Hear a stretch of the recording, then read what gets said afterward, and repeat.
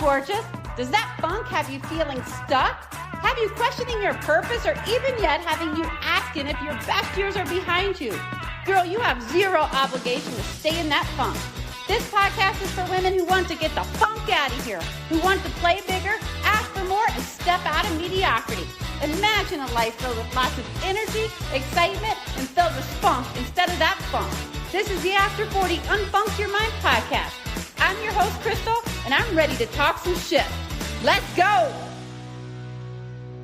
Hey, Superwoman, it's your friend Crystal coming at you with another episode of Unfunk Your Mind. I am doing this podcast from the backyard where there's a beautiful breeze. You may hear the sound of a delivery truck or a bird sing, but I'm sure you won't mind because it is so beautiful. And I've mentioned before, I love the great outdoors, so I'm coming at you from the backyard. All right, and I want to take a second just to shout out to those of you that have sent me DM or text. I'm listening, I see you, and you got this. We have all been in a funk, are in a funk, or will be in a future funk. You are not alone. And one thing that I've learned during my 20 plus years in leadership, my 18 years of marriage and my 11 years of being a mom and through tons of friendships, is that many of you, especially seems true for women, don't feel appreciated. You feel invisible. Why is that? What would make you feel appreciated? What would make you feel visible, more seen? And perhaps these two go together. Perhaps you would feel more seen, more visible if you felt more appreciated. For instance, I would feel appreciated if my husband would just help with the dishes every now and then. Or if my kids would just stop and say thank you once in a while. Or if my boss would give me a raise to acknowledge all my hard work. Insert in here whatever thought you want. And two questions I want you to consider. First, how often would those people need to thank you or do the dishes, give you a raise so that you always felt appreciated? And if they followed your rules or your protocols, would you just be able to flip a switch to always feeling appreciated? And once you finally felt appreciated or seen, how would that change your actions, or how would you show up? Why can't you just show up that way now? Why are you waiting on someone else? And this leads me to my second thing. You were born and blessed with a brain and a heart. You can actually choose to think and feel whatever you want. Why are you giving this amazing superpower away? Why are you giving it away and letting someone else's actions or inactions dictate what you think and feel? Why are you waiting on them or someone else to feel appreciated? Use that energy or that space or that room you've been ruminating in about wanting to feel or needing to feel appreciated and move to a different room. Seriously, when I'm cold, I'll move to the room with the fireplace. Or when I'm hot, I just move to the room with the AC. So instead of sitting in the waiting room, waiting for someone to make you feel appreciated or seen, move rooms. Move to the from now on room. From now on, I will not rely on others' actions to dictate my thoughts or feelings. Now, please know here that I am not referring to any type of abuse or trauma-related stuff. That requires a therapist, and I am not a therapist. So going back to what I said earlier, though, don't rely on actions of others to dictate your thoughts and feelings because you're giving your human superpower away. And it's also keeping you in inaction while you're waiting for that feeling of appreciation, for their action to make you feel appreciated. How do you do that? How do you just make yourself feel appreciated? Now, here's what I do. Not only do I talk to myself and say things like, Crystal, you got this, or the best is yet to come, I also, and I've mentioned this before, I throw my hands or my arms up in the air like, hell yes, I did it. Like a superhero standing with my arms up in a V, like I'm holding a sword. So for example, when I get through a hard workout, I throw my hands up like, hell yes, I did it. And here's the key. I stand like that for about 10 seconds in that position because I'm letting my brain know I'm in charge of this celebration, that I do indeed appreciate myself for getting that workout done. It helps my brain, or it helps me silence that critic, that inner critic that wants that somebody to say good job. I want to be that person that tells myself good job and that makes myself feel appreciated. I don't need a trainer or my husband to tell me great job. I can just feel appreciated that I got that workout done. So you nor I need anyone to come tell us we've done a good job so we feel appreciated. We can just appreciate ourselves and what we do and who we are on our very own. Now, here's the thing. It does take practice because as a kid, I'm sure a lot of your self-worth and feelings of appreciation came from your parents, coaches, teachers, or other authority figures. Many of you are still stuck in that little kid's emotional needs, though, where you're looking at authority figures to tell you great job or reward you with a good grade for your work or give you a medal. Eventually, you have to step into the adult world, be in charge of your own thoughts and your own feelings.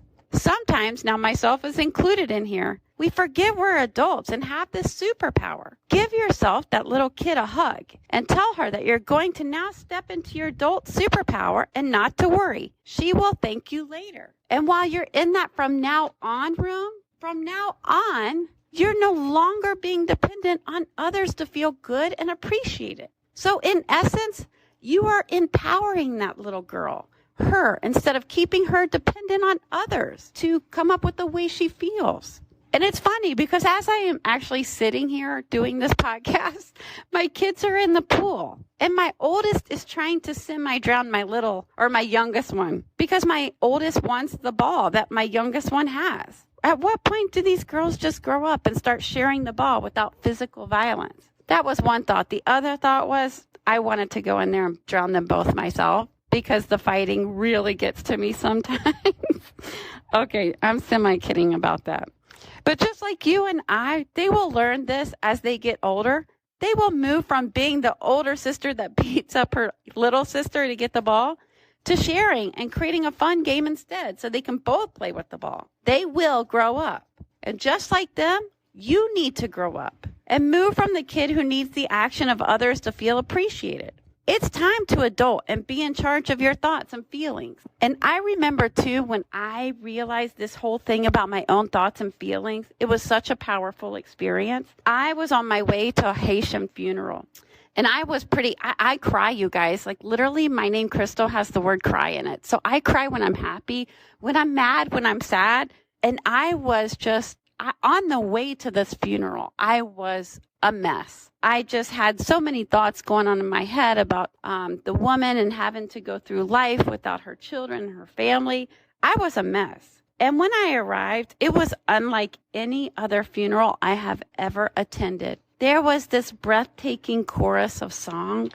There was beautiful colors everywhere. And the people attending this thing, like, it was overwhelming. The number of people that showed up was mind-blowing. It was like there were so many people from the Haitian community that just turned up in support.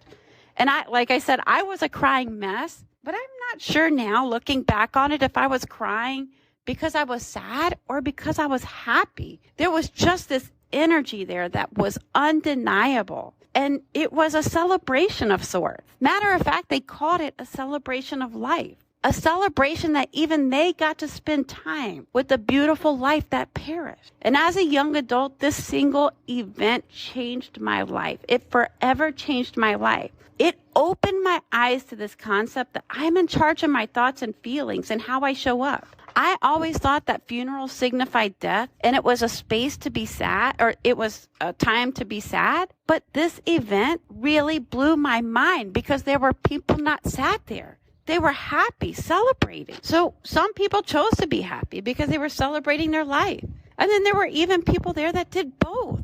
They celebrated and grieved. But it was their adult choice to choose how they wanted to think and feel at that funeral. I have never forgotten that day and its impact on my life. Bless that whole family. I still think of them today, but I cannot even put into words how just mind-blowing this whole experience was and how it forever changed the course of the way that I just challenged things in my life that maybe I grew up thinking this event was supposed to be sad, but now I wonder, hey, what if it's actually supposed to be happy?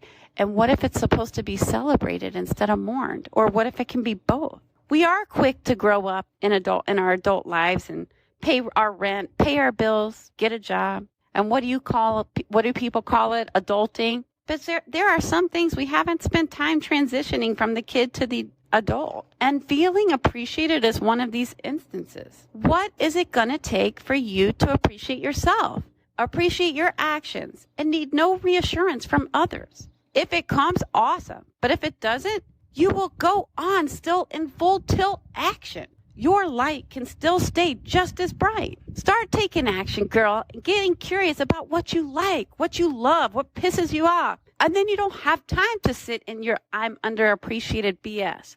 Because it's BS, you know. You are needed. There is a woman and girl out there that you make laugh, that you motivate, that you inspire or help have a voice. Sometimes I see this meme that floats around that says something like, you're killing yourself for a job that would replace you within a week if you drop dead. And here's the thing, if you feel like you're killing yourself when you're probably in the wrong job. But since we're talking about being appreciated here, I want to share that yes, you can be replaced. That's true. And your job will replace you. But here's the thing. As a leader of over 20 plus years, over 20 plus people in a single time, when somebody left their position, a little of their magic left with them. Because you think you're so replaceable, but there is no one else who could do that job like you. There is no one who can live your life and touch others like you. There is nobody who can do that job like you. You are unique. So stop with that mindset. Appreciate you. Use the energy you use stewing and being underappreciated to appreciating someone else who doesn't yet understand this concept. So I'm going to flip the script on you this week. I'm going to mix shit up. Takeaway action this week will be to tell someone or someone who you genuinely appreciate that you appreciate them, and tell them why. And do it with an open heart. Do it because you genuinely believe it to be true that you appreciate them. Use your energy to love on others. You can also find clarity this way. Matter of fact, I won't give you the whole scene away. I won't give the whole scene away because it would give the person away, and perhaps they were just having a bad day, and I don't like the whole cancel culture thing. But there was a moment when a person made another person feel less than. I did step in, and it was in that moment when I discovered something about myself. I get very triggered when anyone makes anyone feel less than. So go do. While you think your actions might be small, they could be big things that come from them. And they might just bring clarity. You never know from what action will come clarity. So go take some action. Go appreciate on someone. Genuinely appreciate on someone who doesn't yet understand this concept. Take back your power and appreciate yourself for how far you've come, for being you, for raising kids, for whatever. There's a lot of shit to appreciate about you and appreciate about others. Maybe, just maybe, when you start appreciating yourself and you start loving and appreciating others, you will find that your invisibility cloak disappears. And I will leave you with this poem, because when I was little, I used to write these silly rhyming poems. So here's me going back to that moment and writing a poem. I'm going to leave you with this. Appreciate you because when you were led to it, you went through it. Appreciate you because you gave it your best and didn't do it like the rest. Appreciate you because you've done hard things, and appreciate you because you've stepped out of the ring. Appreciate you for all the sacrifices you've made. Appreciate you for all the times you got paid. Appreciate you for all the times you gave. Appreciate you for all the paths you've paved. And when you feel underappreciated and sour, remember the world is waiting for you to step into your power. Take this as your cue. Appreciate you. All right, girl, you've done hard. You've accomplished so much. Why do you need someone else to make you feel appreciated? Now you know you don't. So, girl, stop sitting in that I'm underappreciated BS and let's go. Before you go, Superwoman, I'd love it if you took a little action for me. Like, subscribe to my podcast and leave a review. Also, share the episode with a friend.